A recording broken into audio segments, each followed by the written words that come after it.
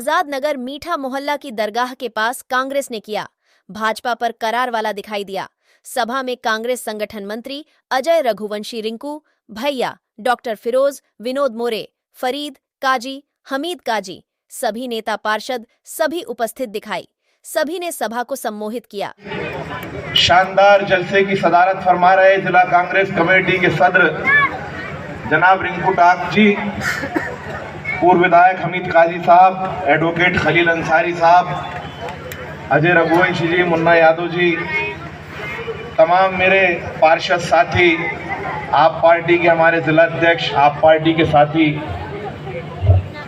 भाई विनोद मोरे जी, और जहां तक मेरी आवाज़ पहुंच रही है, मेरी नज़रों के सामने बैठे हुए मेरे आज़ाद नगर के बुजुर्गों, नौजवान साथियों, दोस्तों, मैं बहुत संजीदा गुफ्तगू आप लोगों से करना चाहता हूं।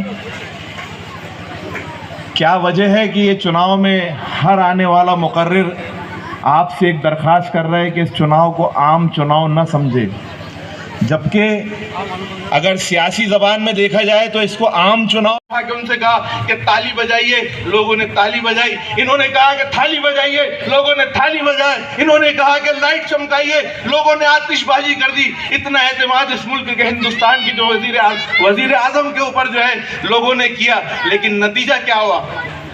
नतीजा आपके सामने है।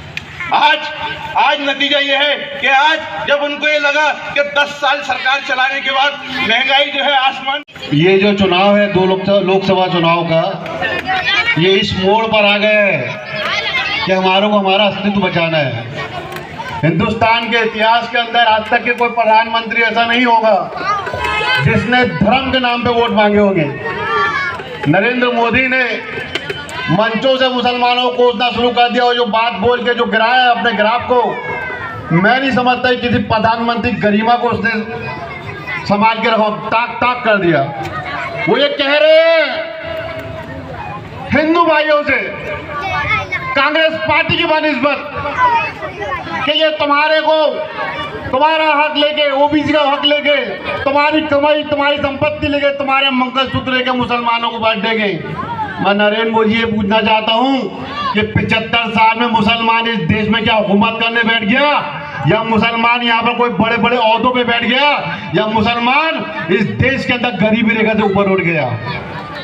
कब तक के इस झूठी खिचड़ी बना के तुम मुसलमान के नाम पे राजनीति करोगे? बड़ी शर्म की बात है इस मंच के लिए। मैं आपको ये कहना चाह रहा हूँ, भारतीय जनता पार्टी के लोगों को ये कहना चाह रहा हूँ कि लोकतंत्र को बचाने के लिए हम हर हाल में आपके खिलाफ में थे, हैं और हम हमेशा रहेंगे। साथियों, इन्होंने चुनाव के अंदर देखा कि कांग्रेस पार्टी इन पर भारी पड़ने वाली है। हमारे अध्यक्ष राहुल गांधी जी ने 4000 किलोमीटर पैदल चलकर पूरे हिंदुस्तान के अंदर लोगों को बता दिया कि नफरत के खिलाफ मोहब्बत की दुकान चालू करने वाले हैं। इनकी न्यूज हिल गई तो इन्होंने क्या किया? ईडी और सीबीआई, इनकम टैक्स डिपार्टमेंट बैठा के बड़े बड़े नेताओं को खामोश कर दिया, और कांग्रेस पार्टी के जो अकाउंट है, जो चंदा मिलता था, उसको सीज कर दिया। जिसकी आज ये हाल है कि कांग्रेस के जो कैंडिडेट जो लड़ रहे हैं चुनाव, उनके पास चुनाव लड़ने के लिए पैसे तक के नहीं है। साथियों, बहुत लोगों ने पूछा कि अपने क्या चुनाव नहीं है। मैं उन सभी को ये कहना चाह रहा हूँ इस मंच के माध्यम से कि चुनाव प्रचार प्रसार का चुनाव नहीं रहा। ये चुनाव आपकी इस्मत का, आपकी अजमत का और आपका वजूद का चुनाव है। साथियों, अगर ये चुनाव हम जीत जाते हैं तो ऐसी ताकतों को एक मुंहतोड़ जवाब मिलेगा जो हिंदू मुस्लिम करके इस देश के अंदर बांटना चाह रहे हैं। मेरे साथियों, ये चुनाव के लिए कोई वर्कर नहीं आएगा आपके पास, कोई प्रचार वाला नहीं आएगा आपके पास। समय खत्म हो रहा है, 3 दिन बचे हैं। मैं आप सबसे कहना चाह रहा हूं कि आज सोशल मीडिया का जमाना है। एक मोबाइल का मैसेज लाखों लोगों पहुंच जाता है। आप सब जिम्मेदारी के साथ में 13 तारीख को कांग्रेस पार्टी के प्रत्याशी नरेंद्र पटेल के लिए आप अपने लोगों को कहिए कि आप वोट डालें। ये वोट आपका उनको चोट करेगा जो भारत के अंदर हिंदू मुस्लिम की लकीरें खींची है, जो मुसलमानों को बदनाम करने के लिए नए कर रहे हैं, जिन्होंने हमारे 3 तलाक को, हमारे मजहब को और यहाँ तक के हमारे खाने पीने चीजों पे पाबंदियां लगा दिए। साथियों, बुज़दिल डरे ऐसे लोगों से, हम नहीं डरते। इनकी एक छोटी सी मिसाल, अभी कुछ दिन पहले, परसों तरसों के दिन, रिंकू भाई, आपको मैं मुखातिब करना चाह रहा हूँ और मेरे पार्षद गणों से मुखातिब करना चाह रहा हूँ कि आजाद नगर से एक राइजिंग लाइन गई है शहर के अंदर पानी की। यहाँ पर मकबरा का एरिया, 16 नंबर वार्ड का एरिया और बहुत सारे के एरिया उस पानी से पिछले 10 साल से पानी भर रहे हैं। अपने कार्यकाल के टाइम से मैंने ही चालू करवाया था। इन्होंने देखा कि चुनाव आया, इनके सरपंच बीजेपी समर्थक, इनके सेक्रेटरी सब हुई, तो इन्होंने उस राइजिंग लाइन को परसों के दिन काट दिया और लगभग 150 मकानों के पूरे पाइपलाइन उखाड़ के लेके चले गए। इनकी देखिए, इनकी मानसिकता।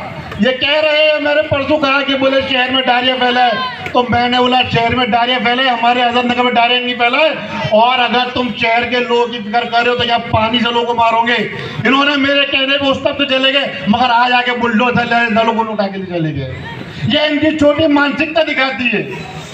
ये दिखाती है कि आप अपने खिलाफ है। उसके बावजूद भी अगर आप उनके खिलाफ में वोट नहीं डालोगे तो मैं नहीं मानता कि आप जागरूक हो।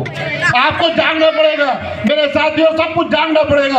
आपका वोट का अधिकार इतना बड़ा अधिकार है कि जो तलवार के घाट से खतरनाक साबित होता है। लोकतंत्र के अंदर वोट से बड़ा कोई अधिकार नहीं। आप अपना काम छोड़े, आप अपने संविधान को बचाने के लिए, अपने शहर को बचाने के लिए, अपने देश को बचाने के लिए, अपने मोहल्ले को बचाने के लिए अपना ये हक अदा करें और भारतीय जनता पार्टी के खिलाफ वोट करें।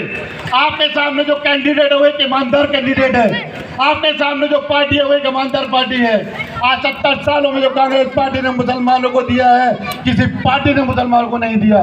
मैं आप लोगों को कहना चाह रहा हूँ साथियों, समय कम है और हमारे पास में आने वाले टाइम में चुनाव प्रचार के लिए समय नहीं है। जिनको पर्चियां नहीं मिली है, क्योंकि जानबूझकर पर्चियां नहीं बंटवाते लोग, वो लोग पर्चियां मेरे से नकली बना के लेके जाए और वोट वाले दिन वहाँ पर काउंटर भी लगे रहेगा, आप लोग अपना वोट जरूर डालिएगा। साथियों, ये चुनाव को आम चुनाव नहीं समझना, ये चुनाव आपके खास चुनाव है और ये चुनाव के अंदर आपको बताना है कि हम कमजोर नहीं है, हम गरीब जरूर है, मगर हम लोकतंत्र का बराबर इस्तेमाल करना जानते हैं। और भारतीय जनता पार्टी को धूल चटाना है। इनका सांसद सुनता है ना, इनका विधायक सुनता है और ना उन विधायक और सांसद के चमचे वो आते हैं, लोगों में झूठे केस बनाते हैं और दबाव बनाते हैं। तो किसी से डरने की कोई जरूरत नहीं है। चुनाव को आप लोकतंत्र के अंदर अपना इस्तेमाल करें और मेरा तो मानना है कि मुसलमान किसके बाप से डरे सिवाय अल्लाह के। तो साथियों, आप लोग 13 मई को सुबह नमाज के बाद में सबसे पहले अपने घर की औरतों को निकाल के उनका वोट डलवाए, फिर अपना वोट डलवाए और फिर मोहल्ले के अंदर ढूंढ के उनको निकाले और अपना वोट डलवाए।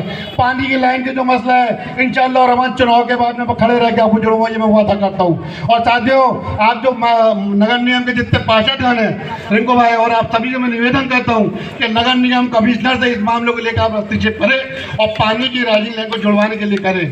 पानी की टंकियां बन के तैयार है, मगर राइजिंग लाइन से पानी उन टंकियों में मौजूद नहीं है।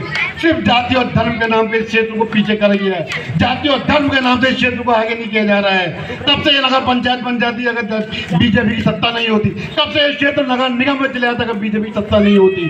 तो मेरे साथियों, मैं आपसे कहना चाहता हूँ, मुकद्दमा दरखास्त करता हूँ कि आप बराए मेहरबानी खुदा के वास्ते ये भूल जाइए कि मेरे पास कोई बोलने नहीं आया या मुझे क्या मिलेगा। आपका एक वोट इस भारतीय होने का आपको प्रूफ देगा।